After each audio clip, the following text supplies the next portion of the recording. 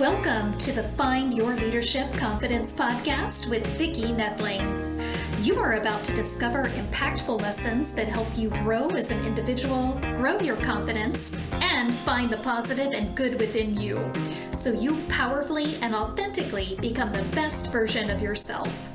Be sure you visit our website at www.findyourleadershipconfidence.com. While you're there, subscribe to us via your favorite network. Now tune in, get ready, and enjoy the journey of emerging as a leader of exception in the 21st century.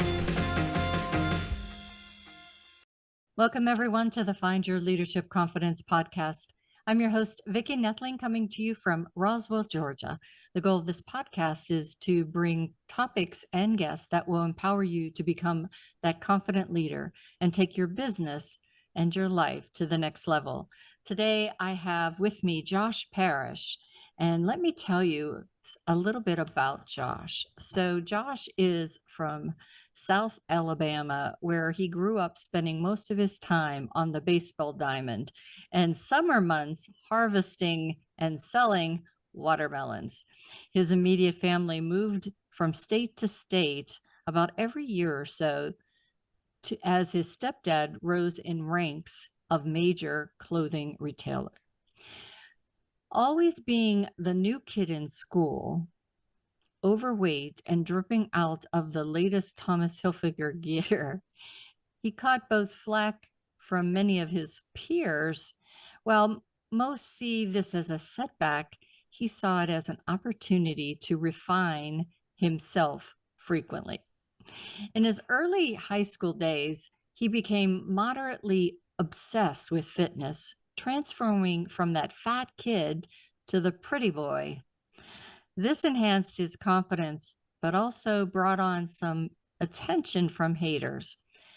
This resulted in intense levels of self-loathing and depression, as all he ever wanted at that time was to be accepted and loved. Later in his high school years, he longed for a deeper respect, and a bad boy was born. He made a fake ID with Microsoft print copy and paste function. I can relate to some friends of mine that did that too. He quickly became a lover of the bar and nightclub scene, where he picked up several bad habits. In his late teens and very early 20s, he was a Chippendale-style dancer and wholesale drug dealer in Panama City Beach, Florida. While this was a whole different level of social experimentation, that he really showed the darker side of himself. He ended up getting into some trouble and never really had hard times though from this trouble. So he, after a couple years in his mid-20s, met his biological father, and they were spitting images of each other. He had great wisdom and moderately successful in estate development, but Dooley was self-absorbed playboy. All Josh ever wanted was to be accepted and taught by Steve, his father. Josh never scared to propose a mentor-mentee partnership with his father, but he always met with promises that were not fulfilled. There's a lot more to this story, and I'm going to let Josh tell you about that. But I want you to know where Josh is today. So he has made a difference in his life, if you will. Today he's a teacher of personal transformation and a lifelong learner and student and salesperson. He has been a health and fitness coach for over 20 years, and 5 years he spent as a soft tissue therapist. He has 3 years plus of real estate sales with over $35 million in sales. He's worked in over 100 sales jobs and spent more than $250,000 on self-education and personal development. He is a master rapport builder and solution strategist. Ultimately, ultimately he is a builder of leaders. It's so wonderful whenever you have a story that can take you in all different rights and wrongs and twists and turns, and you can bring it all around. And so I love that we're going to have for our theme, change your story, change your lives. Change your story, change your life. Please welcome Josh Parish. Thank you so much for having me. I mean, we could take a whole show just talking about your background, your history. And you know, one of my 2024 projects is going to be to start a second podcast just where I interview people and learn about their lives, because I think people are so interesting. And some of the things we pass over and get to, you know, the business of things, and we miss really what built your character. It's so neat how everybody has such a unique story. We always, or a lot of folks just want to say, oh, you know, like people are lame and people are boring. But really and truly, if you sit and talk to folks, like you'll get great wisdom. And it's the same lesson people can tell you the same lesson, 5 different people, but the way that they learn that lesson can come from so many different angles. It's wild to never judge a book by its cover. Yes, so that is very true. And I think that's a good lesson for people to understand, because so often we do that. You know, we look at someone and just predetermine what we think is their story, and it could be furthest from the truth type of thing. Absolutely. So we always start with an easy question. We have a lot of things to get into today, but the easy question is, where do you live now? Destin, Florida, the beaches. So you stayed a Florida boy. So that's awesome. Destin moved around a lot, but it's just far enough away from Grandma's farm. That's my bliss. It's about 100 miles away. It's in southern Alabama. That's home base, but just far enough away where I can get there if need be, but far enough away where I don't have to deal with all the mess, with the family mess. So yeah, that's true. And the beautiful beaches of Destin too. So, all right. So here we go. Let's talk about the pillars of rapid ascension and transformation. What are those pillars? Well, really, the first one is mindset and identifying those stories that you tell yourself over and over and over. Because a lot of times we have these handful of stories that we'll repeat to ourselves, and we're like, well, that's my story. So, and then you have them on replay all throughout the day, throughout the week, right before you go to bed. They're the strongest usually. And that's what keeps you up at night. Mm-hmm. So it's really important to pay respects to those stories, but they're only going to be traumatic if you allow them to be traumatic, if you're not taking lessons from them. Because, life is a journey and everybody suffers loss. If anybody ever says they haven't lost, then, well, they've never done anything. So in order to, transform yourself, you've got to work through those traumas. And what I like to do is get out my journal. If one of these stories pops up, or if I have a new traumatic story, I'll get out my journal and I'll just write it into oblivion. Like I'll spend an hour just writing out this 10-minute story, just in vivid detail. And then I search for the lessons that I should have learned from it. And then I'm like, well, I know this was a traumatic situation in the moment and it has me feeling this way, but this is the lesson that I've learned from it. And then we need to try to identify any kind of reoccurring traumas and stories, the themes of the stories that are happening, because a lot of times the same traumas will keep showing up just with different faces in our lives. Like people that have relationship problems, they say, oh, I can't find a good man or a good woman. And, their spouse or new partner might have cheated on them, or they're always super combative. Well, typically this is because we haven't moved past whatever's pinging us. Yeah. So it's important to just take that blame for however someone else is acting, because we probably did something to make them act in that manner. So if we go back to your background and some of the story that didn't talk about, you had that where you've met your father, your biological father, and you still have your stepfather and that relationship. But talk about that journey of you're always trying to get your father's approval or acceptance, and how you took a turn where you really were in a state of depression for a while. Talk about that story. Yeah, to start off with, the obsession with my father's approval really haunted me in my late 20s. I was like, that's all that I could think about. And it took me to a very, very low spot. Like I had very little self-worth, even though I had done awesome things prior. I let it swirl in my head and get to me. And, Steve, he's passed away now.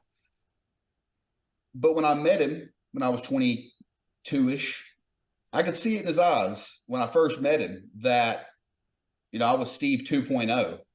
And even though our family is blood and you think that they will have our best interest at heart, a lot of times, especially in the son and father situation, if the father thinks that the son can surpass him, then he's going to be jealous whether he admits it or not.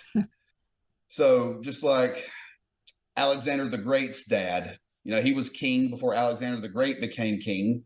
And well, Alexander the Great's dad really didn't care for Alexander the Great because he knew that he was Alexander the Great. And Alexander the Great despised his dad because he was a drunk.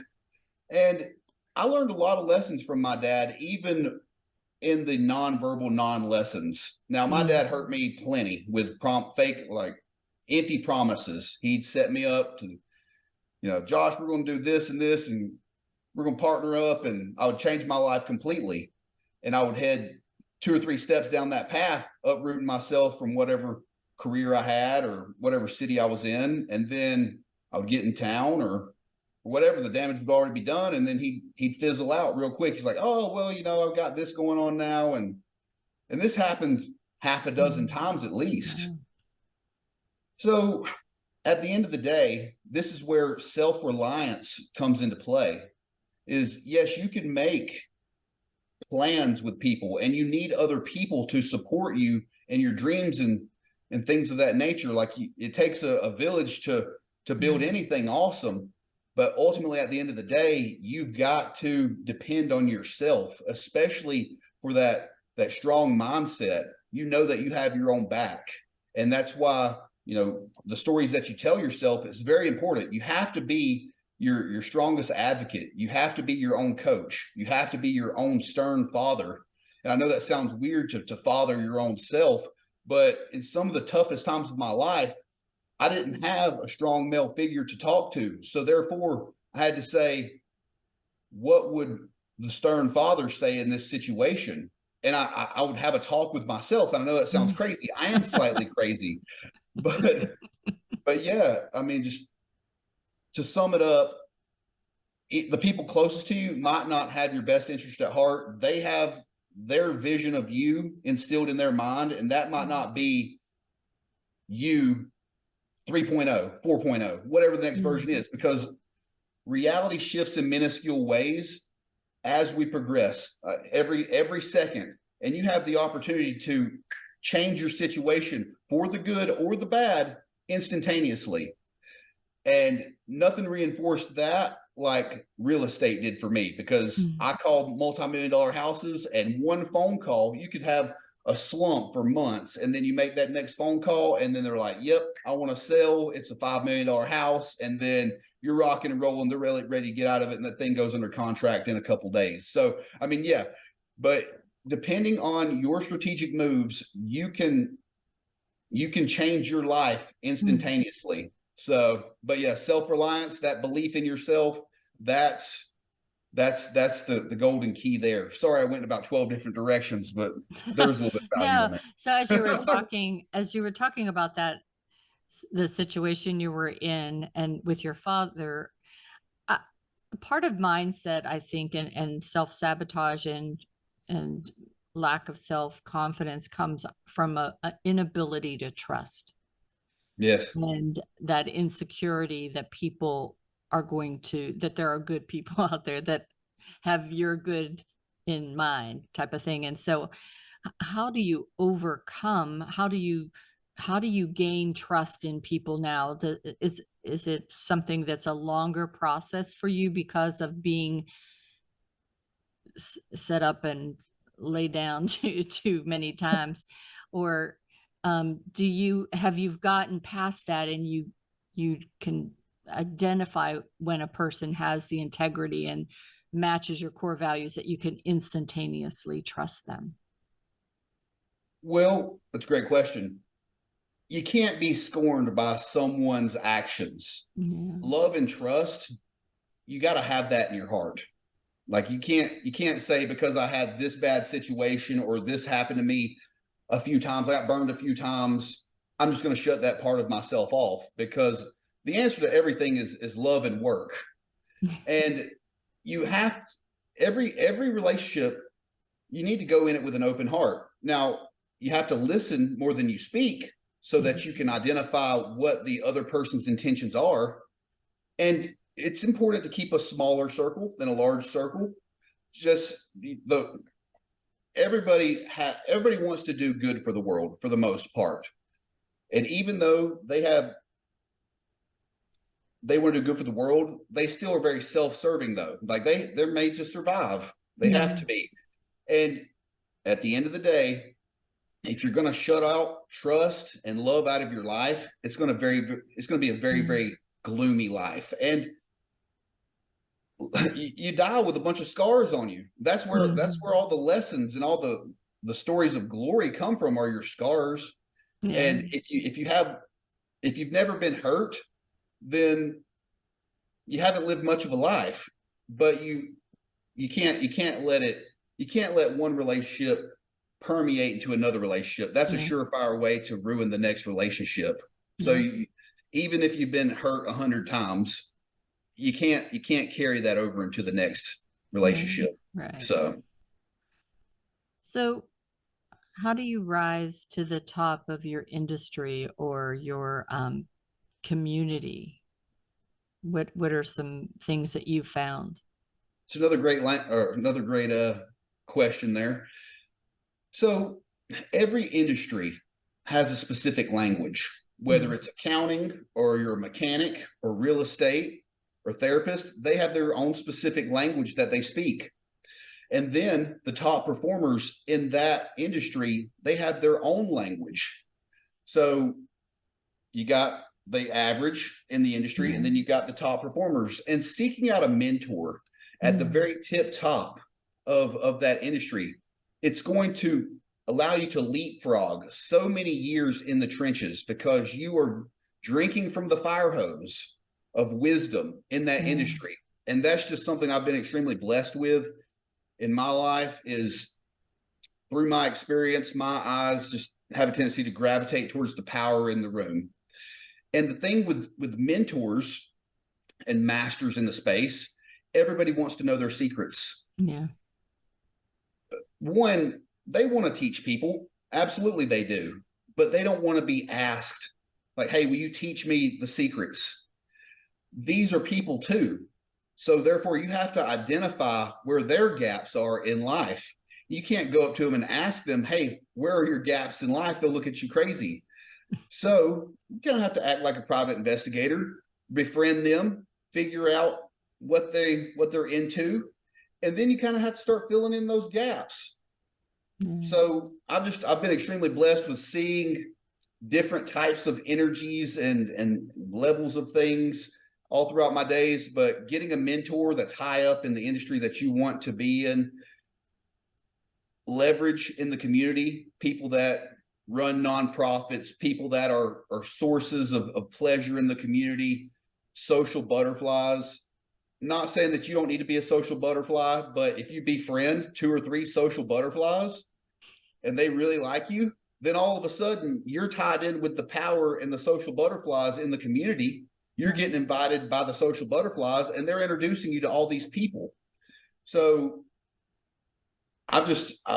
all throughout my life, I've moved around, childhood, adulthood, and in my adulthood, I'd pick up and I'd move with absolutely nothing to another city because I knew that I would go meet these people with leverage in the community and they would introduce me to the right people I needed to know.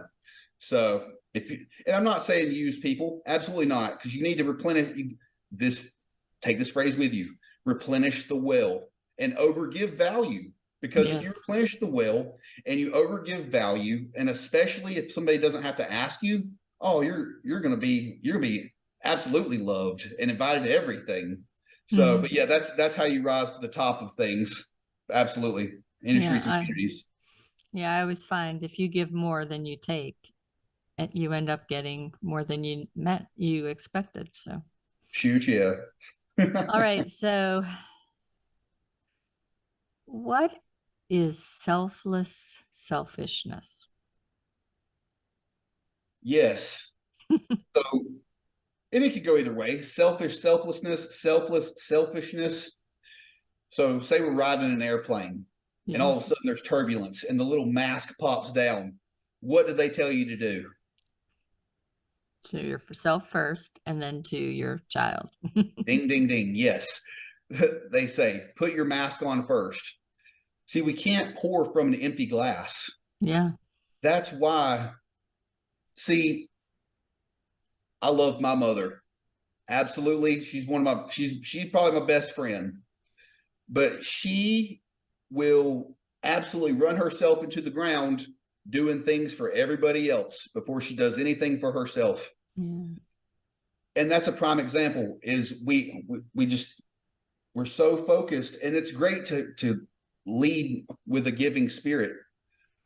But if we're operating at 20, 30, 40% of who we are, we're not giving them, the people that you're giving to, we're not giving them our best.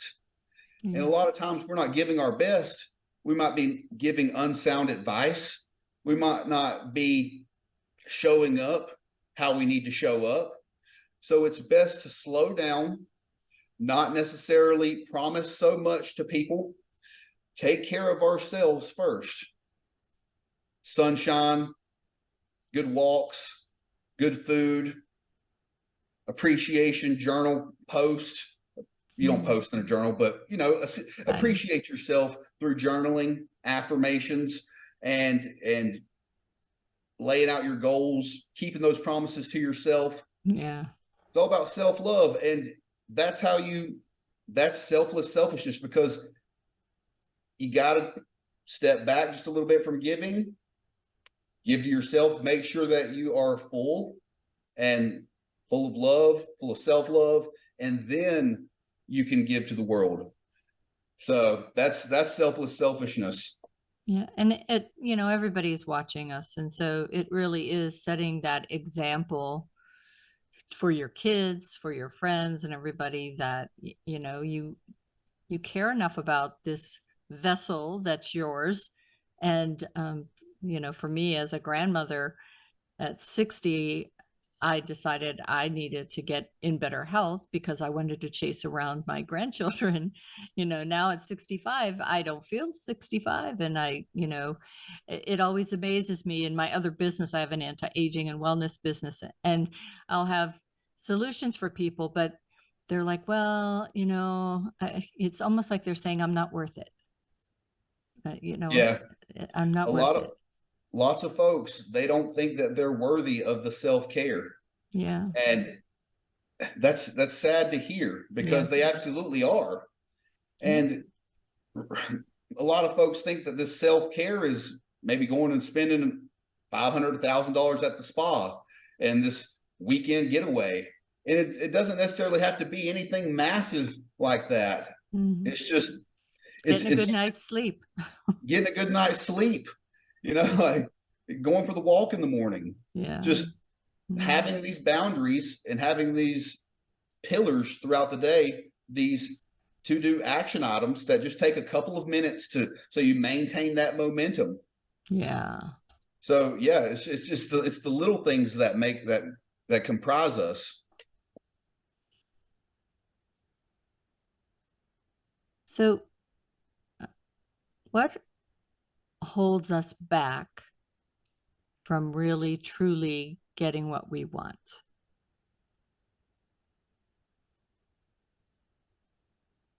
I honestly feel that yes, we have to listen more than we speak, but listening to the stories of other people about yourself. Because Oh, yes. listen, I know people, they've spent a very limited amount of time with me. Mm-hmm. And they say that people have rebirths. They change every 7 years. Well, I change about every 12 months, 12 to 18 months. It's a new Josh with new skill set, new looks, just. And if I go and I speak to someone from 5 years ago, they're like, oh, you're doing this now and this, and this. They remember me how I was. And yes, we do want feedback from people because the world's never going to lead you astray with the actual feedback. If you can actually see the real feedback. But a lot of times we get so caught up in those stories. And I know that, a minute ago we were talking about the stories we tell ourselves, but the other people, one, perception is a filter on the lens that we see life. Right. So not only do we have to deal with our own perception and biases, however you say it, we have to deal with other people's perceptions and biases too.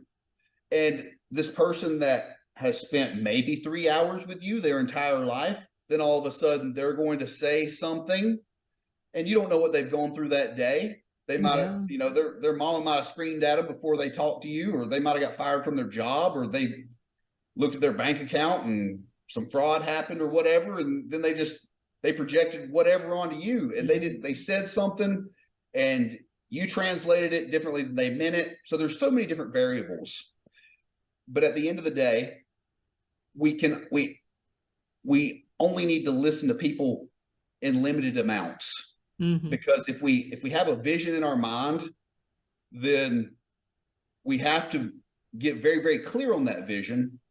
And no matter what pops up, no matter what anybody says, run with it. Because it's your vision, it's your dream, and nobody's going to walk with you in your exact vision and dream but you. Yeah. And I know that's sad to say, because everybody, there will be people that want to come with you, of course. But at the end of the day, when hard times come, most people are going to drop out because people want to show up whenever we're at the celebration, at the celebration, of we're winning. So yeah, other people's stories are going to keep us from winning. Absolutely. Yeah. And if you think about it, whenever you do that journaling and self-reflection and whatnot, that's when you really, I think, need to establish what your core values are, because your core values should always be what you come back to help you make decisions, to help you know, should I listen to this person? Is what they're saying aligning with that? And it helps you to, really know who you should have in your circle, that small circle you talked about earlier. Absolutely. And Vicki, one more thing that keeps us from succeeding, we tend to overcomplicate things as well. Like we think that we have to make a mountain out of a molehill, when really and truly the masters in whatever space that you want to go into, they're only masters is because they repeated the basics over and over and over. And then when they've internalized those basics, then they can start putting a little twist on things and their own little flavor. But all too often, folks that start off something, they want to personalize those basics way too fast. They want to get creative before they've internalized those pillars. So the more simplified that we can make something, the better. Absolutely. Well, time has flown by. So it's time for us to just do a couple rapid fire. So I'm just going to give you a couple phrases. The first one is one of the topics that we could have talked about today. I thought was be a great one for you just to briefly chat about, and that is right in a line with what you were just saying. Mastery equals basics repeated, and basics are mundane. But one of the founder of the anti-aging group I have is Jeff Olson, and he wrote The Slight Edge, and it talks about doing the mundane, those simple steps will lead you before you know it to accomplishing major goals. And but it isn't always sexy, it isn't always exciting, but you got to do it. So talk about mastery equals basics repeated. Well, there's this awesome book called Chop Wood, Carry Water, and it's about this American that goes over to Asia, and he wants to be a samurai. And so he goes off to this village, and he gets a mentor of a samurai. And this samurai master says, for the next year, you're going to only chop wood and carry water. And this guy's like, I want to do sword work. But what the chopping wood and carrying water was doing was forging his physical body so that he could do the samurai things. So yes, we get caught up in this social media glam, like this is the latest trends, and like we see this guy that made $1 million in 3 minutes when he first started this program, and so we get the idea monster, and we want to say, the basics are for the lames. But really and truly, that's what's forging your will and your skill set are those basics. So you can't disrespect the basics. And I know it's not sexy, but that's why there's only so many successful people in an industry, is because they've respected the basics. They've just done them day in and day out. So if you want to get better at anything, you gotta love those basics. That always makes me think of athletes, the tennis player, the golfer, the football player, the basketball player. They're doing the same shot, practicing that same shot over and over till they perfect it, and then they're doing another shot or pass or something, and just the same thing over and over. But you can't get good until you practice all those times. They say that Michael Jordan started out every practice with just simple chest passes. And that's just the most basic thing that kids in their first practice or that's what they start out doing, is chest passes. It's like, well, Michael Jordan could dunk from the foul line, so why is he doing chest passes? Well, it's like, well, it's what made Michael Jordan. So that's exactly right. Okay, so the next is we talked about the pillars of self-transformation. Just go through one more time. What are some of those pillars to remind our audience? Well, one is identifying the stories that you tell yourself. Right. That's in the journaling. Then two is identification of where you want to go. Because if you don't know where you want to go, then anywhere is good. And where you want to go, it's not called anywhere. So, yes, identification of goals, identifications of the stories that you tell yourself, and then just physical movement, getting out and walking, having these frequent exercises throughout the day, and they could be simple, whether it's just a stroll to the mailbox and back. And so I've created this course. It's the Fit Life Academy, and it's 4 levels. And we start out with a 21-day transformation jumpstart. And all it is we work on posture enhancement, intestinal tract cleanliness, prioritizing protein, and then getting your steps in. Because it's not about the craziest exercise program and the most stringent nutritional programming. It only works if you stick with it. So starting out slow, sticking with those pillars, and then once you've internalized it, then you can move up a level. So those are my 3 for rapid transformation is just knowing where you want to go, and then identifying the stories that are holding you back, and then that physical practice. And that's going to get you way far ahead than where you are now, and probably dropping your vices too. Yeah, that's the things that are huge. That would help.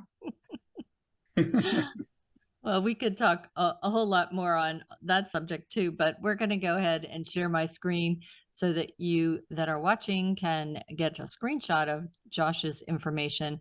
And if you're just listening, I will give the website for you to take down on your paper pencil. So Josh's website is thejoshparish.com. So thejoshparish.com. On Instagram, you can go to the Josh Parish, and I'll let him talk to you a little bit about what you find when you go to Instagram. On Instagram, you'll see me doing lots of different types of exercises, as well as just giving nuggets of wisdom on there on transforming yourself. Nice. Whether we're talking about mindset, whether we're talking about your physical body, whether we're talking about your professional life, it's just it's a melting pot of all these different tactics of how you can just implement transformation in your life, how you can get to the next level from where you are. Yeah. So, and on your website, is that where they can find how they could work with you? Yes. So on the website, thejoshparish.com, that's my link tree. It's going to have the Instagram, it has my email, it's got my Facebook, and then it's got my contact information as well. So perfect. Well, it's been wonderful chatting with you today. And I love the fact that, you know, we don't have to be bogged down by our stories. We can change our stories to be able to change our life. Excellent. As always, thank you for being a wonderful guest and reminding everyone that life is a journey and it's up to you to enjoy the ride. This is Vicki Noethling signing off. Thank you for tuning into the Find Your Leadership Confidence podcast with Vicki Noethling, where we share impactful lessons that help you grow as an individual, grow your confidence, and find the positive and good within you so you powerfully and authentically become the best version of yourself. Remember to visit our website at www.findyourleadershipconfidence.com and enjoy even more great episodes like this one. Again, while you're here, subscribe to us via your favorite network. We look forward to seeing you next time on the Find Your Leadership Confidence podcast.